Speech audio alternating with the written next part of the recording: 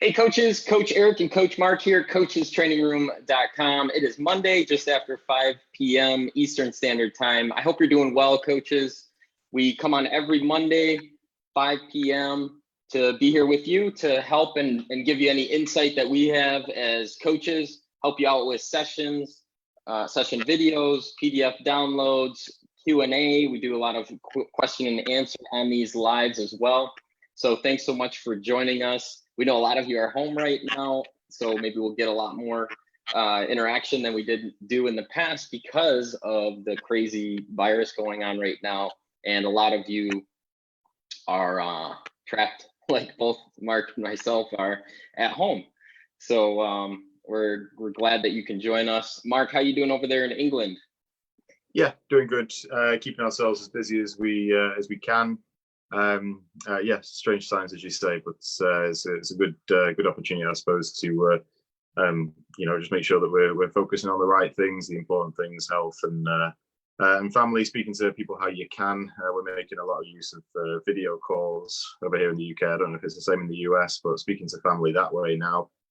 Just making sure that everyone's okay, because it's easy to get lonely, I guess, in these times. So, but yeah, doing well, fit and healthy, touch wood. So, yeah, we've been doing the same here with Zoom. Thanks to Zoom, because you can have, how many can you have up to? I don't know. You can have a lot of people on Zoom at once, so it's kind of fun. Have some of the coaches I've seen had their team on, their players on, and doing some games, some just fun trivia or just joking around or just being together and to see each other.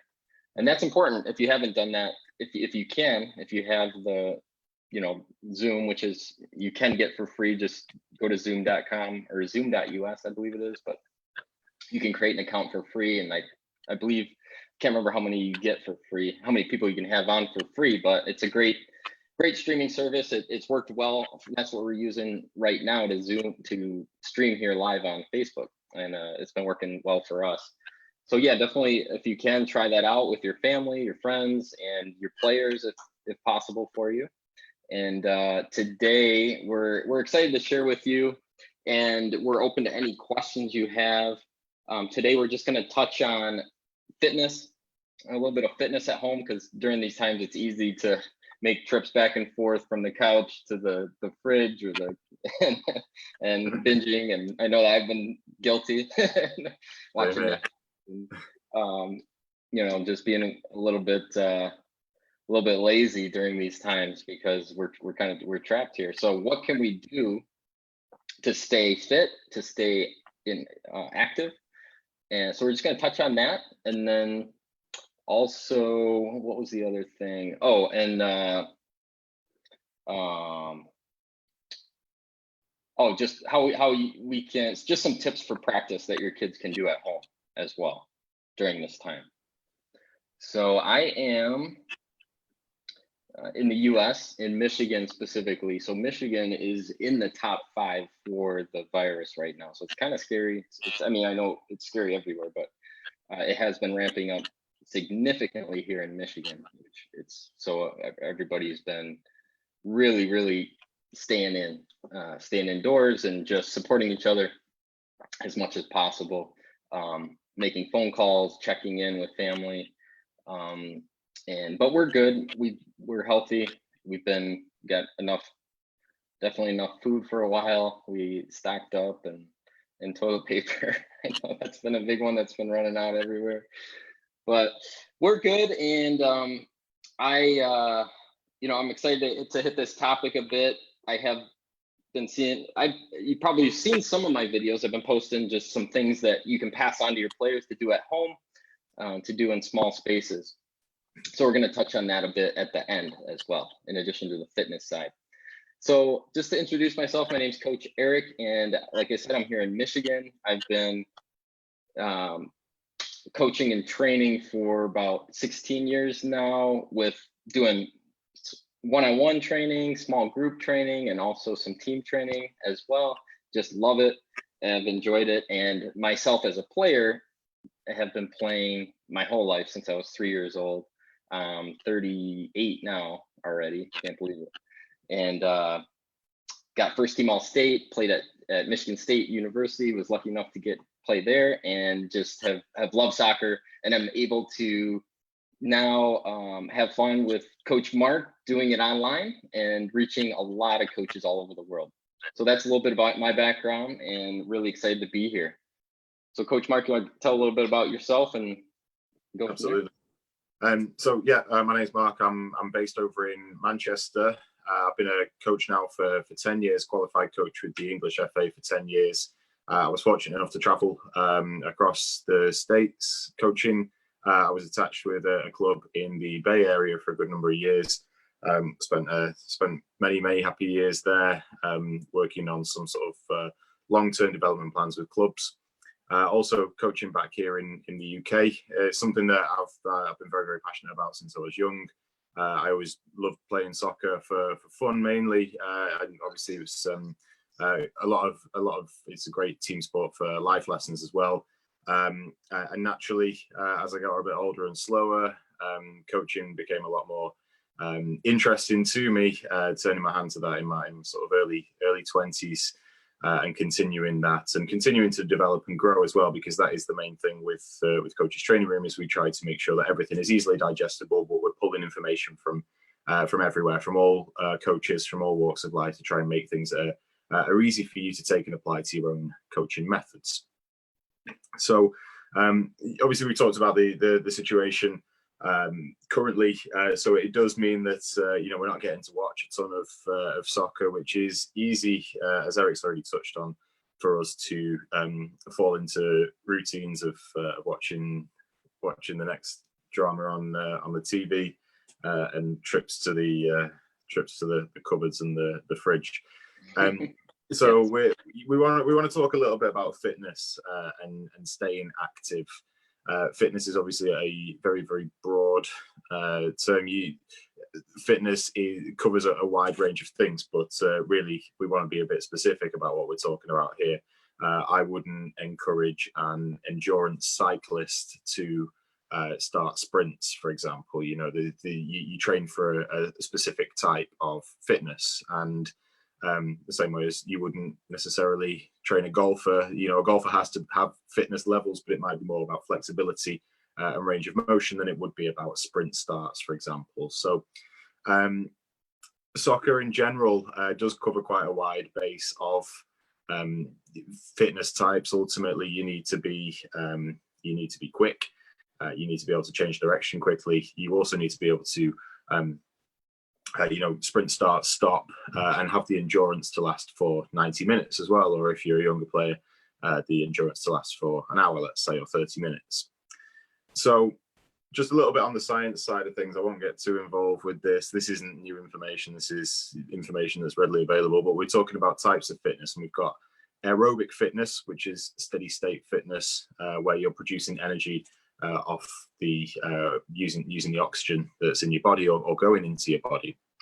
And then there's anaerobic, which is the high intensity stuff, and it is where your body is depleted of the oxygen that it has. You might obviously out of breath in these particular states, and that's where the energy is being produced from reserves of glycogen. So obviously types of fitness, soccer is going to combine the two. So a Olympic sprinter would be working off an anaerobic state more often than not. In soccer, we're going to be combining a little bit of the two. So it's important that we do obviously have our base fitness levels good and maintained, because we're going to find out that when we do get back to soccer, things are going to change drastically. You're going to realize your fitness levels have dropped. And we'll all be familiar with this. You could train to get to a certain point, a certain level of fitness. It could take you weeks to get there. And then you rest up for 10 days, 2 weeks, you go back out, you try the same thing again. Suddenly your fitness levels have gone from here, which have been going on that steady tangent like this. Suddenly in half the time, your fitness levels are down to back to that base level where you started. So it's important that we keep going, we keep moving, and we just maintain those levels where we possibly can, because it looks like it could be a number of weeks, potentially even months, before we're back out enjoying soccer how we knew it. So what we'll talk about a little bit is there are different types, obviously different positions on the soccer field. We're not all going to train in the same way. So for example, And what I mean by that is a midfield player is typically going to cover more distance in general than a defender or an attacker. They're going to have to move often to positionally correct, so they're not going to get the same resting time as you would if you were a goalkeeper. And you're going to need to. There's a high base level fitness profile for a midfield player. So there's going to be, as I say, less time to rest. You're going to be moving from sprints to moving back to your position to positionally adjusting if you're not in possession of the soccer ball as well. Whereas then you've got the attackers and defenders who, for example, we talked last week about how a striker who is moving for position might not necessarily be running all that much if the player's back with the defensive players. They know they're not going to be directly involved in the next phase of play unless it was a long ball upfield. But obviously it's a flip of a coin sometimes with a long ball upfield. So the attackers and defenders are going to have time to recover, but when they are actually engaged and they're moving, it's generally going to be at sprint speed, at full tilt, because that is a key phase of play at that point. If the ball has gone through, you're going to want it, and you're running side by side with you're the defender, you're running side by side with an attacker, you're going to need to make sure that you're ready to accelerate, to move into that space and win that ball, because that is the key phase of play. Once the play's concluded, you can walk back to your start position, you can go wherever, but those are short, sharp bursts of really intense work. So you'll notice there, just on touching on those little things there, the fitness types are different. With me so far? Yep, excellent. Perfect.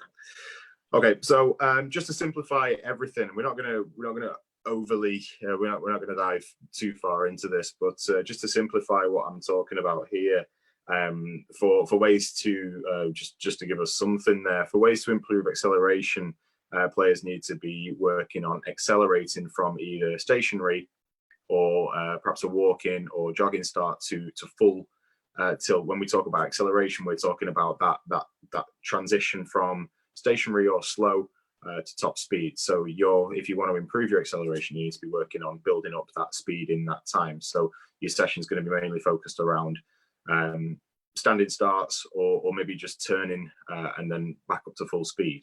Whereas if we're trying to improve our top speed, then we're looking at going from perhaps a steady state, the aerobic fitness that we were talking about, the steady state, maybe a gentle jog gradually up to full speed.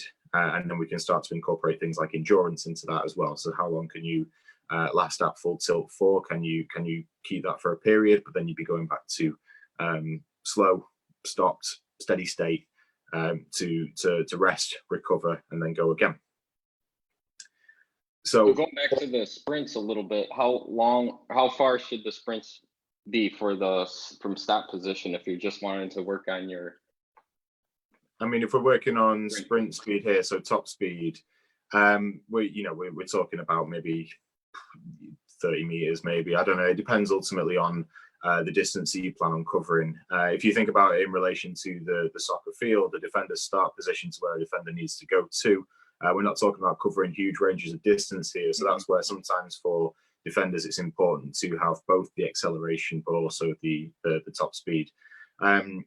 You could have 20-meter sprints as a kind of as a goalpost to go to, but really, if you're looking at improving overall speed, you want to be perhaps just you could steady state for, and you can vary the ranges as well. You could steady state for, I don't know, up to the 30-yard line, just outside the box, and then sprint to the halfway line, slow down to steady state again, and sprints on. So it's about building the endurance rather than aiming for a specific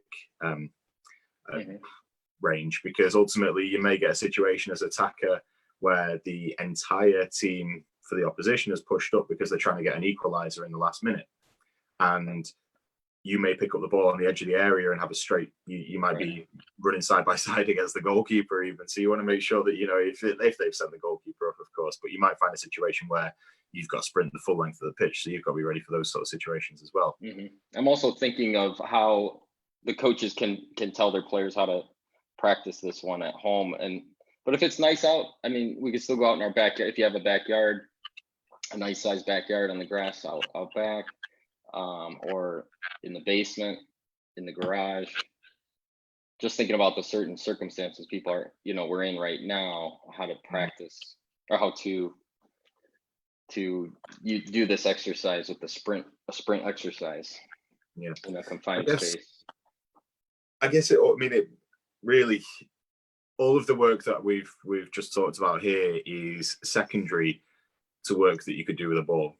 Mm-hmm. So the individual skills and the team play are going to they're actually the keys to success, because increasing a fitness level is only going to make a good player better.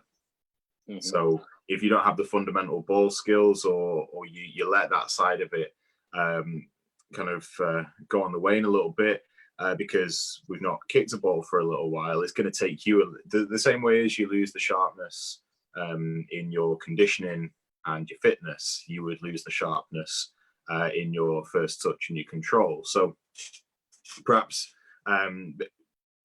talking about sprints and stuff, maybe that can come later down the line. I think the recommendation I would give, if we're going to focus on anything in this time, would be keeping the sharpness, keeping the touches on the soccer ball. And I don't just mean like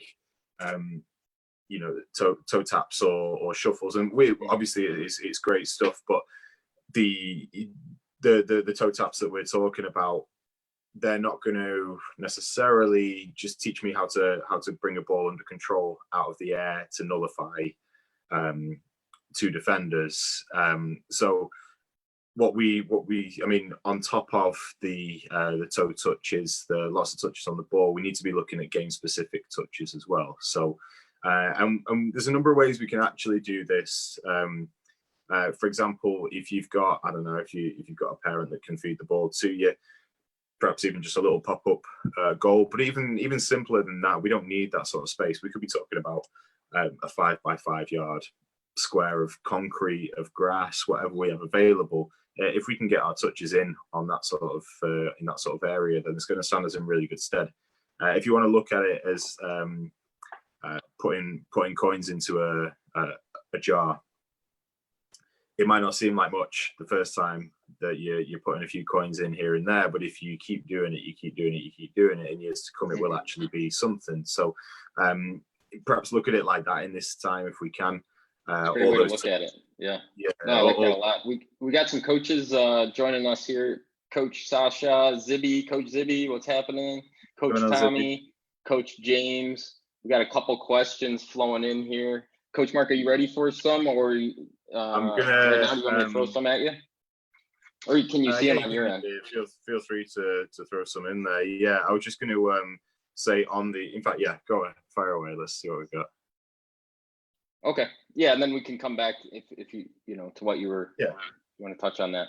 So Coach Tommy asks, well, actually, he's just reinforcing that fitness needs to be done, but I encourage the players to use the ball in this exercise. Plus, I think the extra touches help, which is exactly what you kind of went into. With the ball touches being so important and key to, in addition to the speed. And then Coach James asks, Coach James Doyle, how do you gauge your players' fitness levels? Is there a standard test you can do in relation to fitness levels? Let me see if it's expanding. There's a little bit more here, but I'm trying to expand it down. There we go. Yeah, I've got it there as well. At a certain age, or would it really depend based on how you feel your players are doing against other teams? Good question. That is a good question. Yeah. Ultimately, there are standardized benchmarks, but the companies that have tried to come in and do these standardized tests, really they'll test things like, I don't know, straight line speed, for example, and then they'll base it nationally. Ultimately, you can do your own version of these sort of things, James. So I wouldn't base the fitness levels necessarily as kind of should be here for this age. I mean, you can. There are certain studies that will show you roughly the kind of benchmark figures. But what I like to do is create like let's say 5 or 6 things that you can actually look at. That so it could be like a 5 by 5 yard square. How quickly can the players get round that, and then back round, touching the cone at either side? And I'm giving you rough examples here. It could be a straight line sprint. It could be how many juggles they can do in 30 seconds, for example. And it doesn't even matter if there's a break in it here and there. If they drop the ball down, for example, how many times can they touch the ball in 30 seconds? And that is a kind of that is something tangible that you could go back to and revisit halfway through the season. And it's something that your players can think about as well. Then it's like, right, okay, well, I got these scores at the start of the season, and I'm encouraged by my coach to go away and improve that by the midpoint of the season and by the end of the season. So you could revisit that standardized test with that age group and see if anyone's improved, how they've improved. And that's something that's, will give confidence, because it's something tangible for the players to take away with them as well. So I can't give you, or I wouldn't like to give you a standardized test, but there are certain things that I can give you ideas on 5 that I would do. And I can, if you're interested in those, James, I can write those in the comments for you afterwards, that perhaps I would do. But again, that could change with the players as they age up as well. For example, I might not do a box sprint with under 14 players as I would do with under 8s, for example. So that standardized test can move as you go. Great. Thanks for the questions, coaches. Keep them coming. Yeah, we love to see those in the comments, because we're here to help you, and we enjoy answering your questions. And that's a benefit of being on live. We can answer them right here live, right while we're going along here. So thanks, Coach James, for the question, and Coach Tommy, and for all the coaches joining us here live. Keep those questions coming. We're here to help you. And I know, Coach Mark, you had a little bit more on what you wanted to share, and then we can see if some more questions come in. But feel free to give some thumbs up, some hearts, some love, coaches, and share this so we can help more coaches out as a whole, because we're not saying we know it all, but we're here to help, and we also learn from you guys as well. So thanks for the comments and the thumbs up and sharing. Yeah, so just to obviously get back to the game specific touches, there's certain things that we can use. We don't always have to have these. If you go on Instagram, you see the fancy rebounders, you see the equipment that people can use. We don't necessarily need that. We could just have a soccer ball, and I don't know, it could even be an old sweater, an old jumper that you put down as something to go around, and we can make use of whatever space that we've got available. Rebounders, we could use some sort of bench. If mom and dad will let us, we could even use a part of the sofa at the bottom there. That's what I was gonna say, the couch. I remember doing that. Yeah. An outdoor wall, whatever it will be, just something to get the ball to come back to us so that we can practice our first touch. Things to recreate directional control. So if you can get the ball coming back to you somehow, you can work on a range of touches there. So you don't need all the fancy equipment.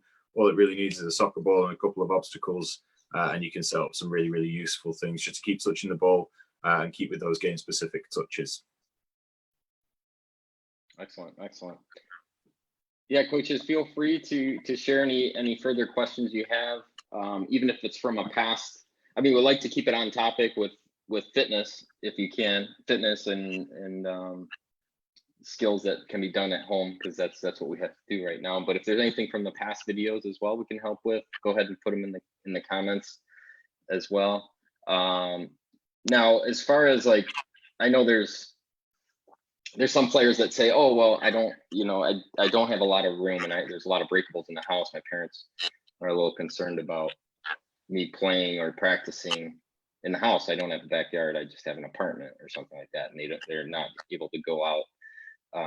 Maybe there's a park close by, or the parents don't want their kids out during this that's going on. So maybe something you can do is even getting touches with a soft ball. Like if you can get just a soft soccer ball, that maybe your parents will let you use that won't break. Because I'm just thinking of things that I did as a kid when it was either raining outside or bad weather, and I wanted to practice. And I know there's not always a big area in the players' houses, maybe. So something that it doesn't have to be a soccer ball, which can easily damage things in the house. So maybe use like a soft foam ball, or still get your touches in that way. I'm not saying you don't have to use a soccer ball, But if you can, all the better. But I'm just thinking of certain circumstances right now where the parents might say, no, you can't do that. You're going to break something. But maybe you can talk them into using getting you a soft ball if you have a softer foam ball that you can use that's the same size as a soccer ball that won't be breakable as well. Just to get the touches and the repetition in. And it doesn't have to be the soccer ball, just something you can use right now while you're inside. Have to be trapped inside. Yeah. We've a tennis ball when all else failed, but I guess even that indoors. We don't condone use of any hard balls in the house. Yeah, sorry parents. But yeah, there's a ton of things we can do just to keep active. It really was just a case of refocusing on some of those things that we can do. So unless there's more questions, that's kind of everything that I wanted to dive into. I think, Eric, later on in the week we can discuss, you and I, perhaps putting a couple of these sessions out there just so people can copy. We can hopefully provide stuff that people can be doing during these times, because we're always absolutely. Absolutely. We've already put a few together, kind of putting a package just a bit together right now as far as simple sessions that your kids can do at home, with the ball, maybe partner where the parents able to do the activity with their player, with their child, and also skills that they can do on their own. So we're really excited about sharing that. And then I'll also keep some videos coming as well, just for individual skills that the players can do on their own. So you've probably seen some of those, and I'll try to keep those coming consistently so you can continue to pass them on to your players, keep them active, and getting those ball touches in, because that is so important. You don't want them to lose their touch during this downtime, which some of us, it's I mean, as of right now, I know in Michigan here, we're 30 days again. We're not till end of all through April. We're kind of stuck inside is what they're telling us. So that's what's going on right now. And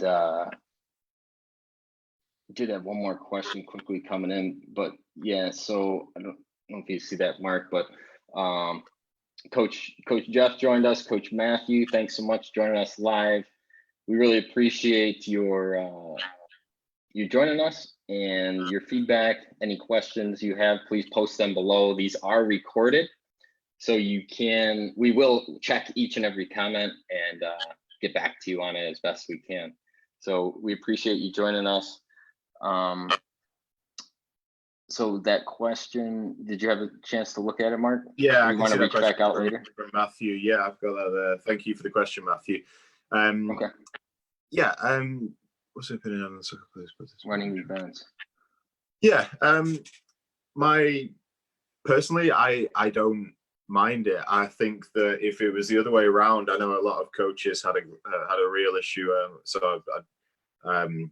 I know a guy who is a track and field coach, and he was really against his track and field players playing soccer because of injuries, niggles, knocks, whatever it'll be, that came with it. Now, one thing I will say is playing the extra sport, doing the cross country track events, those players will come with a higher base level fitness. But they're not necessarily soccer specific fitness, as I've touched on. So straight line speed, obviously they'll be quick, acceleration quick, but soccer is a game of changing speeds, constantly changing directions. So I personally have no problem with it. I do know both sides of this, so I do appreciate that not all coaches want their players to be doing multi-sports because of the increase in injury. Also, there's parts where players aren't necessarily turning up to practice because they've got a conflict, or they're too tired, or they've picked up a muscle injury from doing another sport. So it's a frustration as a coach. Personally, I'm of the firm belief that all players should be given the opportunity to play multiple sports. So they can get that enjoyment from the sports. But yeah, it's ultimately a frustration sometimes when it doesn't always work and you can't get all your players to practice. Great. Thanks for the question, Coach Matthew. We appreciate it. And anything further, let us know. Anybody that it looked like Coach Rusty posted one, we'll definitely, we ran out of time today, but we'll definitely reach out to you, Coach Mark, or myself, Coach Jared, on getting back to you on that question. But we're a little bit out of time here now. We went a little bit over today. So we will review those comments. This will be archived and saved for you to view and catch up with later. If you're just catching the tail end, you can go back and watch the full recording. And if you have any questions, go ahead and post them in the comments. We do have several resources. Like we said, we're going to be sharing a lot of at-home activities that you can pass along to your players, and also specific education for you as coaches that you can learn when we're back out on the field with our teams. So some of the physical resources we have is Soccer Coaches University, our guide, volume 1 guide here, which is on Amazon. You can find it there. And then our U12 Ultimate Guide to Coaching U12 Soccer Teams, awesome full colored book there. Those are our 2 physical resources that we have. And then we have a ton of online resources as well, which you can check out at coachestrainingroom.com/products. You can see all the packages that we provide. So we appreciate you joining us tonight. Look for our resources on our Facebook page, our Facebook group, and please feel free to share any of these resources with your players or parents of your players. And we look forward to talking to you again soon. If not, well, we'll definitely be here next Monday. And we may be here back on again before Monday to do another, because we know a lot of you are at home, and the more help that we can give, we'll try our best to come on again. So thanks so much for joining us. I'm Coach Eric, Coach Mark is in England, and we'll see you next time. Take care. Bye. See you next time. Bye.